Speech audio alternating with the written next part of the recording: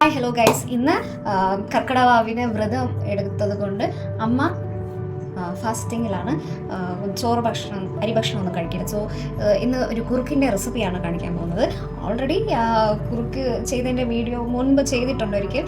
ആ വീഡിയോ ഞാൻ ഈ ഷോർട്സിൽ ഒന്ന് പിൻ ചെയ്തിട്ടേക്കാം. സോ നമുക്ക് കുറുക്കുണ്ടാക്കാൻ തുടങ്ങാം.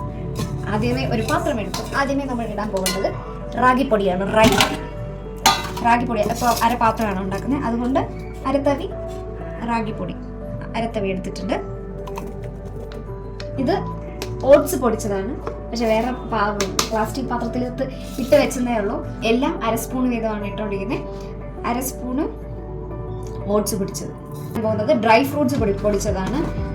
ഇതിനകത്ത് ഇതൊക്കെയുണ്ട്. ബദാം ഉണ്ട്, പംകിൻ സീഡ് ഉണ്ട്, പിന്നെ എന്താണ് സൺഫ്ലവറിൻ്റെ സീഡ് ഉണ്ട്, പിന്നെ ഇത് കപ്പലണ്ടി ഉണ്ട്, ഒരു സാധനം ഈന്തപ്പഴം ഇട്ടിട്ടുള്ളതാണ്. സാധനങ്ങളൊക്കെ ഇട്ട് പൊടിച്ച് വെച്ചേക്കുവാണ്. നമ്മൾ ദിവസം രാവിലെ ബ്രേക്ക്ഫാസ്റ്റിന് ഇതാണ് കഴിക്കാറുള്ളത്.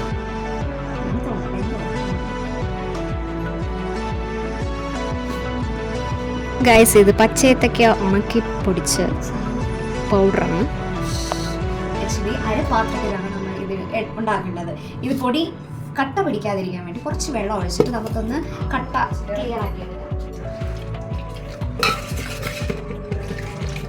കട്ട പിടിക്കാതിരിക്കാൻ വേണ്ടി മാത്രമാണ് കുറച്ച് വെള്ളം ഒഴിച്ചുകൊണ്ട്. ഇനി നമുക്ക് പാത്രത്തിൽ അരപ്പാത്രം വെള്ളം ഇടാം.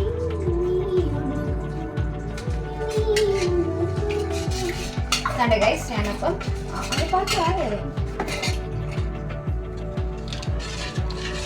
നമുക്ക് സ്റ്റൗ കത്തിച്ചിട്ട് കുറുക്കൻ വെക്കാം. ഓം അഗ്നിദേവായ നമഃ.